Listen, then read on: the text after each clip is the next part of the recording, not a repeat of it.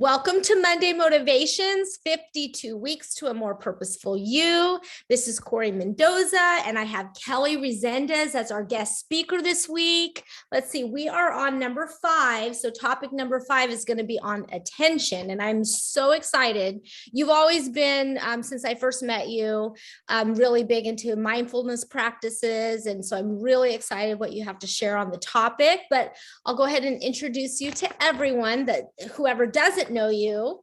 So Kelly Resendez is a writer, a speaker, and an executive at Good Leap. She's also founder of Big Voices, a women empowered network. And that is one thing I know about you. You've always been an advocate to empower women. I love that about you. She is author of the bestseller, Big Voices and Foundation to Sustainable Success. Her mission is to help others increase joy, reduce self-suffering, and learn to think differently so you can live an authentic and extraordinary life. She is the mother of 2 amazing teenagers who I cannot believe are teenagers, and she lives in Granite Bay, California. So I am so excited to hear what did you get from this week's topic on attention? Well, it was a great reminder because I think all of us need to be reminded regularly what we focus on, we will get more of. In today's world, there's so many options out there to focus on, right? There's so much negativity out in the world that we have to remind ourselves really to focus on what it is that we want to feel, which are the really good blessings, right? And it is really just what we put our attention on, we're going to create more of. And so it was that awesome reminder for me, just that, I actually started this morning listening to something and it said, ask yourself this question, like when you're frustrated or when you're feeling resentful or when you're feeling, wobbly or whatever it is, am I more blessed or am I more frustrated or more whatever? Because undoubtedly, you probably feel way more blessed over everything that you have in your life. But in that moment, your brain is ruminating on something that is just, not in alignment with what you want to create. And so we have to learn how to just ask ourselves those questions to, just dig in and say, what am I really focused on right now? What am I paying attention to? What should I be paying attention to more? Those goodness, all the goodness that we have in our life, how do we shift focus to that? So I just thought it was an amazing reminder for me personally, going through some things with my dad's health right now. And it's like, I can either just put my attention on that, or I can stay broad and just look at all of the other blessings that I have in my life today. Yeah. And there was actually something in there. I think it was like the third paragraph. Throughout your day, take notice where your attention is. Is it being given over to productive thoughts of creativity, appreciation, and contribution? Or is it being given over to disappointment, obstacles, and complaining? And I think one more thing that, if I could rewrite this, would add is you talk a lot about gratitude, and it's kind of what you were describing, focusing on what is it that I have, what is it that I can appreciate in the present moment versus what's wrong or what's missing. Yeah. Well, I think most people, Corry, honestly don't know how to manage all of the thoughts that come at them. So they start to believe in the thoughts. They start to believe, well, if I have thoughts that are of disappointment or resentment or anger or any of these other things, that must be who I am. That must be the state in which I am, which is not true. I would just tell you that in studying, thoughts and consciousness and subconsciousness and how we can really get a better handle on it, we just have so many, and there's no explanation where so many of them come from. Things can be amazing and you can still have negative thinking. And so it's coming from somewhere. And so I always just try to remind people, start to sort and qualify them. Like, what's your vision for your life? Well, my vision is I want to own my joy. I want to feel amazing and powerful and contribute on a higher level. And the thoughts that are just not in alignment with it, I just try to let them go. Yeah. How have you experienced, if you could think, and I'm going to put you on the spot, but if you could think of an example where your attention was maybe working for you, and then maybe an example of when your attention was working against you. Again, sorry, I'm Yeah. putting you on the spot. No, Sorry, I love it. Well, I'm going to just talk parenting for a minute oh, I love it. because being a parent, it is so easy to focus on our children's behavior that is not great. Mhm. And I look at mornings. So I'm a morning person. Like I wake up, I do a morning ritual every day. You know, I'm the person that's like ready to go. I'm excited. I'm grateful for another day. And then I have to drive my son to school. I used to have to drive him to school, and it was like being, you know, the energy coming from him in the mornings. They're tired. They have nothing to be excited about because really going to high school is not that exciting. And so for me, that's really what I had to make a major shift in my life. Either I can pay attention to him in this moment and let it really just, you know, suck the life out of me and shift my entire morning. Or I can make it more about, okay, how between when I leave the house and when I drop him off, can I purposely create new thoughts around, you know, things that are good in my life? And so I had to really put myself into that space so that when I dropped him off, it was like, have a great day. And there was minimal effect on who I was being. And I've done that with my kids often. You know, I would tell you as a parent, you know, one of my visions is having a deep, meaningful connection with my kids. And when I have those moments, I just really try to just appreciate them over and over and over again. And sometimes it could be 5 days between an exchange, but I'm not going to focus on the 4.5 days that I'm not having that type of connection, because that would easily just mean that I didn't have a great relationship with my kids, which is not true. They're very appropriate for the ages that they are to be at the level in which they are. I love the example that you're giving, because I think a lot of people listening that are raising teenagers will feel very validated and kind of hear how normal it is. And I think you are spot on when really paying attention to what we pay attention with our kids. So my son, he's 12. He's my bonus son, Rusty's son, and he just got like a trimester report, and it wasn't looking good. And so, you know, we sat him down and we're asking him about it. And I was focused, my attention was on the low grades. And when I said, you know, talk to us, tell us what's going on, he goes, did you notice my math grade? It went from a B- to an A. And there's more to the story. He was a salesman, politician, very much so. But I was thinking like, okay, my eyes went straight to what needed to be fixed instead of maybe starting with what's great. A. Like I didn't see the A at all. Not at all. Yeah. Like, oh, you got one of those? Yeah. But if you really look at how we were raised, I mean, this is just all programming that we need to push through, right? I mean, most people sit in traffic and they're just irritated because they've been programmed to believe traffic is a bad thing, when you're not in traffic all the time. You only pay attention when it's bad. You don't pay attention when it's moving. And, you know, being somebody that definitely, I am the creator of my own reality, I just don't focus on it when it's not good. And so we do have to reprogram ourselves to ask, like, what's good about this? Yeah. Probably one of the most empowering questions that we can ever ask about a situation. And being a parent, my belief system is that my kids chose me to teach me the lessons I couldn't learn on my own. And talk about acceptance, radical acceptance for others and self that aren't doing what I want them to do when I want them to do it, right? Because we really, at the end of the day, we have some idea as parents that we can control what our kids do. Yeah. Like, and just letting that one go. Like, you could be the best parent in the world and still struggle with behavior or academics or, you know, whatever it might be. And so releasing all of that and really just letting them, you know, have their own journey. You know, our job is not to stop them from enduring pain.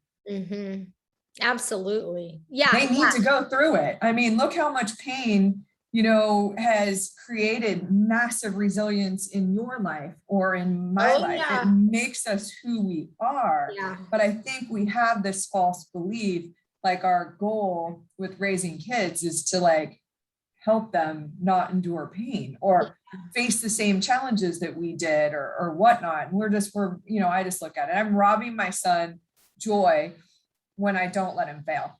Yeah.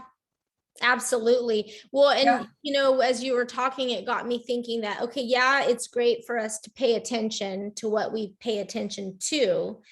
And there's even another layer we could kind of step back and say, what role am I in that's causing me to pay attention in this way? So like you said, your role, our roles as parents is not to be there. I have to remind myself this all the time. I am not the Messiah. Like I am not. I literally, so embarrassing.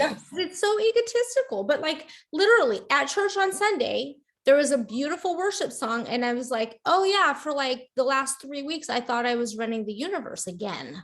Like, oh, I am not the Messiah. So it's kind of like stepping back and going, okay, what role and is best for me to be in, because from that role, then I can pay attention. And your example with your son is your role is it's not to protect him from suffering. So if he gets in the car and he's grumpy and grouchy and whatever, your role is you're going to model inspiration. You're going to, you're there to be steady Eddie. Like you're the mom, you're not the savior of his, mood. And so role fuels the direction of our attention is. Absolutely. Well, and one of the most challenging lessons that I've ever learned is that expectations always equal disappointment. Our brain is either going to overestimate how bad something is or overestimate how good something is. And so either way, we normally feel disappointment.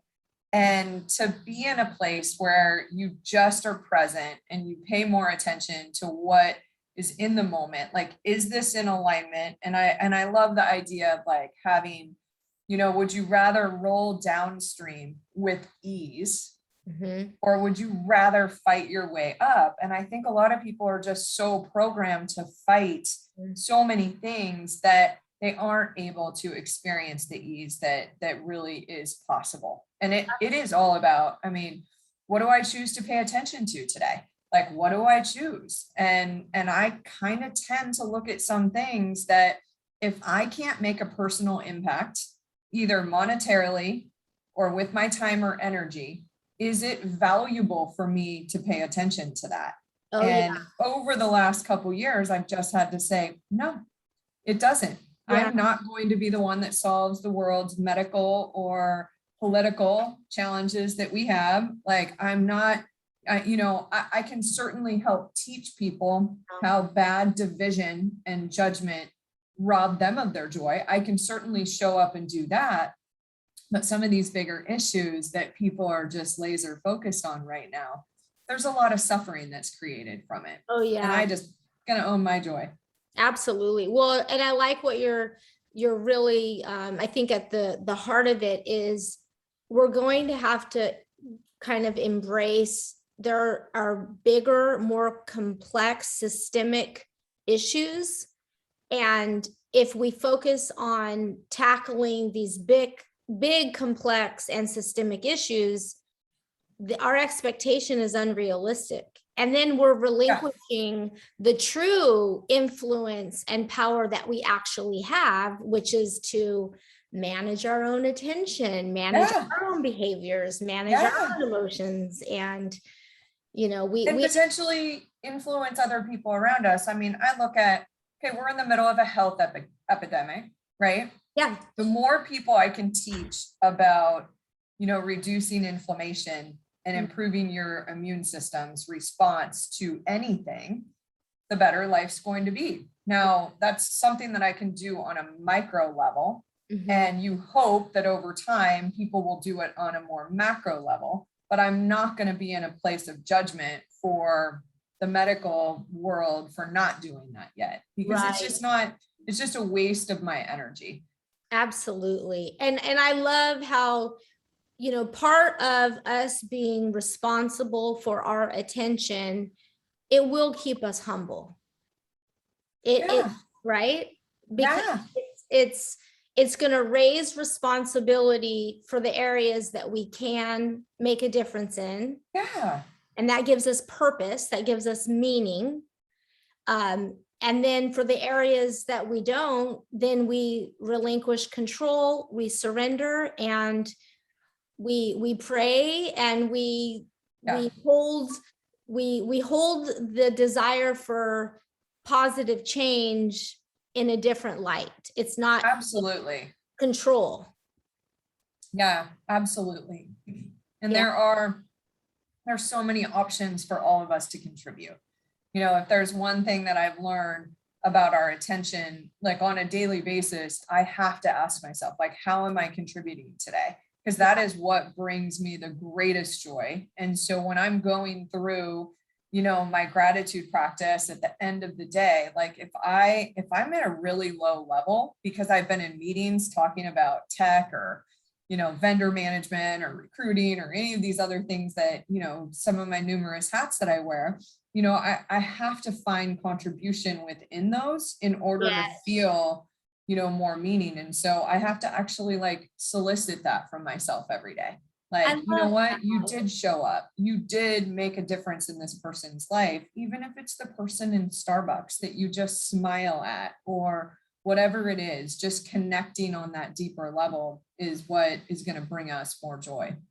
I love that. I love it. So what is your advice to yourself and in turn others, but really starting with yourself? What is your advice on how to use this message on attention to live the most purposeful life possible? Absolutely. So my advice for myself is to accept and be aware of how powerful my subconscious mind is when it comes to creating thoughts that are not in alignment with my vision. So, we all have pain, we all have wounding. And, I always kind of say mine's probably like wounding light. I feel very blessed and privileged over the life that I've lived. But at the same time, I still see it when my subconscious is acting up a little bit. And so just becoming aware and paying attention to it. When it happens, monkeys are here. I'm always like, the monkeys are here, right? How do I get back to, just really, what am I trying to create? How can I show up differently? What questions do I need to ask myself? And I'm big into inner child work. And what aspect of myself really needs me to slow down and pay a little attention to them today? Yeah. Because that's normally what's going on, is that there's some underlying fear. There's some underlying, I love that book. Oh my gosh, I can't even think of the name of the book as of this moment, but talks about having, these upper limits in your life that once you get to a certain level, if you've never gone beyond that before, your subconscious is the big leap. That's what it is. But loved it. I haven't said that. And I notice sometimes I'm like, ooh, this might be an upper limit for me. I haven't ever been to this place before, which, if you know anything about psychology and neuroscience, our brain loves what's familiar. The unfamiliar is not as welcomed. And so I have to watch that. And so that's what I pay attention to. And that's the advice that I give to myself, is that just ask myself more empowering questions. Where is this thought or anxiety or whatever it is really coming from? How do I hold space for that aspect of myself that might need a little bit of nourishment in that moment? And then am I approaching an upper limit where I'm getting outside of my comfort zone, and how do I buckle the seatbelt so that I can get through it without damaging anything? I love it. And so what I'm going to add to yours is totally just kind of nailing down what you said, is asking ourselves empowering questions. Yes. Anyone listening, Google empowering questions, and there's lists out there, but our brain, I stole this statement from somebody, but our brain is like a Google search engine. It will find whatever we ask it to. So if we ask, why can't I, that's disempowering. But if we go, why can I?